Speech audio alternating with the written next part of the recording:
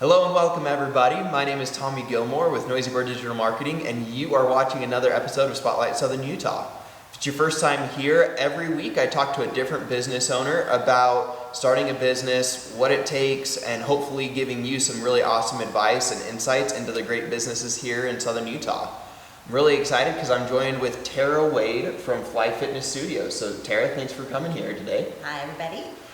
Terra, tell people a little bit about how Fly Fitness got started and your journey through business, because I know that this isn't your only venture. No, it isn't. Well, let's see. It'll be a little bit of a long story because I was thinking about it this morning, and I was like, well, I'll start there, and then I'm like, no, I'll start here. I was born in a small village. Yeah. No, honestly. So I grew up in California, and no one hold it against me, in Altaloma. So if anyone's from that area, they call it Rancho Cucamonga now. But Altaloma, and I grew up dancing in a small dance studio called Julie Taylor's Dance Studio. So I grew up doing that, and then in junior high and high school, I did cheer and dance. And if you know anything about Altaloma, and I graduated in '93, but the people that I went to school with just were winners. In my high school, and at that time, we just didn't lose. Yeah. I was surrounded by really cool people. Like when we did our cheerleading, we won. Yeah. Like there was no not winning. So I came from a really good area and background, and I loved growing up there. But got married. 10 years later, we moved down to San Diego. Okay. My grandpa's like, there's a good opportunity for concrete. And that's what my husband did. And I never saw him. So Okay. he was on the California freeways probably 4 hours a day. Wow. And yeah, and so we had three kids. I just had my son, and we wanted just a little bit more peace, you know? So we moved down there. I actually got the concrete license 9 months pregnant. Oh, wow. Because he was so busy all the time. I'm like, well, I'll go get the license. And so I was in this contractor room with all these concrete guys. If you know concrete guys, you'll know. And 9 months pregnant. And they're like, oh, are you finishing concrete? Like you're pouring it out. I'm like, yeah no. So anyways, we moved to San Diego County, Borrego Springs, out in the middle of the boonies. And I had just had a baby, and it was going to be our 10-year reunion. Okay. So I was like, I got to get in shape. So I started watching Denise Austin DVDs, and she is my mentor. She's just amazing. So I started doing her stuff, went to 10-year reunion, looked great, and it was Pilates. Okay. And I was like, this is so good. Like, I heard about it, you know, kind of a little bit. But It was kind of starting to gain some traction. Yeah, it was. Did that. She does yoga, too, so I was doing all of her DVDs, so that's dating me, too. I was doing those. And then we just started doing really good with our concrete business. I was doing that. And then everyone will remember the dreaded 2008. Yeah. Okay. So concrete wasn't doing that great, but they had just opened or reopened a new resort in Borrego Springs. So the old resort was La Costa del Zorro, which is an old famous resort there. They revamped it. A company out of LA revamped it, and they renamed it and rebranded it Borrego Springs Resort and Spa. So they had a job fair, and I told my husband, like, all my kids were in school at this point. They had actually a spot in the engineering department, and they're like, because you've done concrete, and I really did help my husband. Like, I'd have my 2 babies, and I was at Home Depot and did all the things. The engineer needed an assistant, and I'm like, sounds great, I'm gonna do that. So I did that, and then the powers that be that owned the company saw me, and they said, well, why is she back there? Why do we have her hiding in the back? And I said, I like being there. Yeah. So then they asked me to be the concierge, and then unfortunately, the lady that was doing Pilates and yoga had gotten cancer. And they said, you know, we know you have this background. Can you come and do it? We'll pay for the certifications. Yeah. Heck yeah. You're like, I already like doing it. Okay, and so I got certified. was so amazing. It was overlooking the pool, and it's a beautiful resort. So I started doing that, and then they asked me, well, we need a new spa director. I was like, okay. And they're like, and the thing is you get to do all the spa packages and promote them because you're concierge, spa director, whatever. I'm like, great. Yeah. We'll pay for you to get your spa director certification. And I said, okay, I'll do that too. Well, anyways, 2008 came around, and that company needed to trim them back. Yeah. So we were all called in a room and told we had a severance package, and they were closing the resort, which was so sad. It was so sad. But I really did love the spa industry, so I started going to aesthetic school in Palm Desert and really loved that. And then my sister, who lived in Hurricane, she kept saying, you need to move up here with the kids. You need to move up here with your kids. And so finally, we did it. We moved up here. I was just doing my aesthetic stuff, and kids were in school. A job at the local charter school came up to just help teacher aid kindergarten, so I started doing that. The dance teacher there, she actually got a tumor on her spine. So they said, we know you have background, can you come and teach? And I said, yeah. But we moved up to Cedar, and I was going to the local gyms, and I love group fitness. Yeah. So, but I was noticing that I was putting on my hat, putting on my headphones, and just going and not talking to anybody, and just not communicating. Yeah. You know what I mean? And so this one evening I was watching a Netflix special. I think it's called The Blue Zone. Okay. And it's about people in these blue zones that live longer lives. Uh-huh. And so they have different episodes. And I was watching one, and I want to say it was in Japan. So I was watching it, and it was saying how this group of women that were like almost in their hundreds were living these long lives, and it's because they got together. Yeah. Women got together. And it didn't matter what they did, cooking, just talking, sewing, but they got together. And there was a couple episodes that it talked about women getting together, and I just thought, I need to do that. Mm-hmm. I need to stop putting on my headphones and my glasses. I went to a couple group classes here, and the instructors are great. Some of them weren't showing up. And when you get up at 5 in the morning and your instructor's not there, they cancel the class. It's not That's fun. frustrating, yeah. It's very frustrating.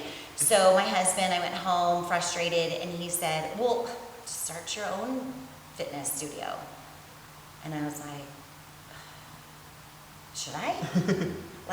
So I started looking at places, and this used to be a bike shop, and so I called the guy, and he's like, yeah, let's go in and look. And then it was probably 2 days after Christmas, and he called me up and he said, are you ready? And I'm like,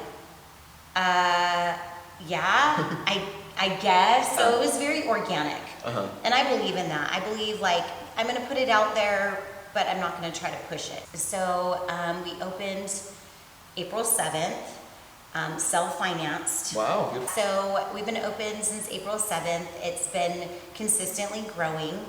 And now my new venture is, I get a lot of people saying, well, I want you as the instructor. Yeah. And it was kind of like that when I taught dance. My students were like, well, I need Miss Terra. Yeah. That's what they call me, is Miss Terra. I need Miss Terra, I need Miss Terra. I will always be Miss Terra. So I was talking to my daughter, and I do have certifications and qualifications and a bachelor's degree, and I have all these accolades. I don't talk about them a lot. Yeah. But I am turning 50 in 2 weeks. Wow, okay. I'm saying I'm a lot. I get a lot of people asking, well, I want you to be my teacher. Well, I can't. Yeah. I just got done telling you that I did 8 classes this week. I can. Do I want to? Probably not. Yeah. And I noticed that it's how I teach. I need to create little mini-me's. Yeah. You know what I mean? Mm-hmm. So I thought, well, I'm going to do a certification course on the things that I teach. So I'm doing 5 different certifications in Pilates. Pilates is different than regular exercise. It's not the same. It's very low impact, but it's very It's not easy. Yeah. It looks easy, but it's not easy. So I do a sculpt and tone, and then with my dance background, I was watching a lot of these women do bar classes, and they were doing Pilates type sculpt and tone next to a bar. Yeah.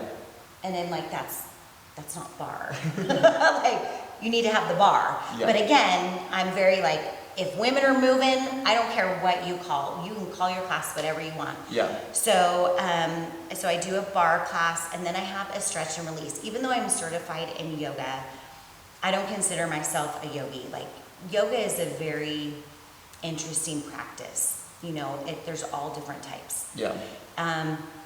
I love it for the stretch and release part because you need that. And so I do a class that's stretch and release. It has yoga-esque moves in it, but it's a little bit geared more dancers' flexibility. And then I am just starting a new class here, which I think will be really good. Yeah. So I'm going to do a fascia class with the red light therapy. And I took my first fascia class maybe 4 years ago. Yeah. And it was amazingly painful. But so great for you, especially bodybuilders, CrossFitters. You've got to have that release. And if you've had any type of surgery. Yeah. Because I had hernia surgery. I had 3 different spots. I had hernias, and the doctor's like, "What do you do?" Just bend my body. I'm like, well, regularly. I'm a dancer. So then doing the fascia release on the scar tissue. Oh, I'm sure it hurt a lot. Yes, but we need it. And then I have a lot of ladies that they still go to Vasa, they still go to Retro Fitness, but they come here for the group fitness because they like it, which I love. Because they're spending money there and here, and I so appreciate that. But I noticed that when they're doing Pilates and when they're doing bar, they can't extend their, extremities like they would like to. Yeah. You know what I mean? And I just told them, like, I need to do a fascia class because I know once they start doing that, they will notice that lengthening of their bodies, and that's really what they need. So I just kind of revolve. And so, now my new thing is to do this certification course and teach women how to teach. So it sounds like you've gone from, you're taking, your 20 plus years of experience within teaching in a variety of different ways. Yes, yeah. And now you're helping other instructors be able to not just, hey, this is how you, the principle you need to be able to teach a good Pilates class, but how do you actually fill the room? How do you, what energy do you need to bring? Right. Those things that are attracting people to your classes, it sounds like that's going to be incorporated in. Right, and energies, I love that you said that, because energy is so pivotal, because, I'm on all of these different group chats with Pilates, and they did this one where they said, well, what's the worst thing a Pilates instructor has said to you, or an instructor has said to you? And I'm reading these comments, and it's not just about the class and teaching the class, it's how you're prepared when they walk in. Because really instructors, it's a following. Like women, I don't know if you know this, like they'll follow their nail lady. Yeah. They'll follow their hair person. They do the same thing with their instructors. They will follow that instructor around. And I think that comes from energy. Yeah. And I make mistakes in class. I'm like, left, and I'll make little jokes about it. So it humanizes me. But, it's hard for some women to come in and look at this room. It's full of mirrors. Yeah. That's really hard. For sure, yeah. And when I was teaching my, probably I would say about 6th, 7th, and 8th grade, I would do this thing where we would sit against the mirror, and I would make the girls and the students, because I had boys in there too, look in the mirror for 2 minutes. It's really hard, especially with social media and TikTok and Instagram. Like we're constantly comparing. Oh yeah, and you're getting like the little snippets of, it took her an hour to make that video, and she had all the right angles, and you're like, I can't do that. So I heard somebody say that one of the hard things about social media is you're comparing their highlight reel to your blooper reel. For sure. And it really does feel like that a lot of times. It's so true. It's so true, and it's hard for me. The only time I do them, And I just started putting my face on. I do time lapses. Yeah. So no, that's it's a long awesome. story, but I am about to be 50, so. So you got a couple years worth of story to pack in. I have just a tiny bag, yeah. Well, I think that the biggest thing that I took away from it is positioning yourself within your passion. Right. And like letting luck and hard work and those other external things that like you can control your hard work obviously, but there's Sure. luck, there's circumstance, like those things you couldn't control 2008. You couldn't control No. the hotel shutting down. No. You could control your passion, you could control your work. Like the reason why people wanted to move you through the hotel in the first place is the same reason why you landed on your feet afterwards. Right. And I think that, you know, as busy people, as, you know, if you own a business, there's days where you're up, and there's days when you're down, and everything in between happens, and sometimes it's within a couple hours that you ride the high and the low. But Absolutely. if you keep those attitude and effort consistent, things just fall out of the sky, seemingly. Right. And I'm sure that you've seen that as well. I absolutely, because like I said, how organically it came around. So our first week we opened was April 7th. It was the week, and I did all free classes, right? Yeah. And it was packed. Like my first day, and I'm gonna cry. But it was packed, and I was just overwhelmed. And they left, I went in the corner, and I got on my hands and knees, and I was like, Lord, thank you. So that week was great, we had all these people. Well, the next week was spring break. Okay, so. And this studio was a ghost town. And I was like, oh no. Like, okay, you know, but I also do believe that the Lord isn't gonna have me do something for me to fail. Yeah. Like, I really have to keep that mindset. He's Totally. not like, here, do all this stuff and spend all your hard-earned money, and then we're gonna fail. Yeah. You know, but I do believe that I'm going to have times. Ups and downs. Yeah. Oh, every day, and it's like you said, it could be 1 hour. Yeah. You know what I mean? Of an up and a down. I try not to sit in that space. Yeah. I really try not to sit in that space because I think what you put out, you get back in. And so I try to not stay in that negative. Do I get in it? Absolutely. Yeah. I am a human being 100%. And I actually kind of had that little space yesterday with, you know, building our own house. I was just super frustrated, but it's not in my hands. Yeah. You know what I mean? It's not in my hands. And literally me trying to do the, like making little me's. I literally pulled up one morning at 5:15 in the morning, and it came to my mind, you need to certify people Yeah. in what you do. And I called up my daughter and was like, this is what we're doing. This is what we're gonna do. We're gonna make little mini Terras, and we're gonna send them out in the world. And she's like, okay, Mom, what do you need me to do? But we also, you know, like I said, we like to serve people. Yeah. And I can't imagine being in a business that I'm not serving. Ultimately, I think almost every business is a service in Right, some way. We're right. solving a pain for somebody. Right, In like some you. kind of way. Yeah. Like a Google pain. Yeah. You know, Google pain, or I hate social media pain, or whatever Right, that right. thing is, right? Yeah. Honestly, social media, people that do it, and influencers, it's hard. To kind of wrap up, I mean, we talked about your journey, we talked about, you know, the effort, the energy that it takes to bring, you know, we can be human, but we have to do our best. I think that there's a lot of principles from our conversation today that people can take. Yeah, absolutely. What, in your 20 plus years of experience in owning businesses, being a part of various businesses, what has been the best piece of advice that you've gotten when it comes to either business or like personal development? I don't know if I got this piece of advice from someone that's like a human being. It was more like spirit telling me. But the best piece of advice is wait 24 hours. Mm-hmm. What do you mean by that? So I know that that sounds weird, but in anything you do, we're very emotional people. Yeah. And so I wait 24 hours before I respond Mm-hmm. in any situation that's good or bad, because you're going to go through all of the emotion. And I have gotten myself out of a lot of situations that could have been not how I thought that they were. Yeah. and by waiting 24 hours. And so my advice to anyone is just, you don't have to say your answer right then. You Yeah. don't have to say yes, you don't have to say no, you don't have to respond.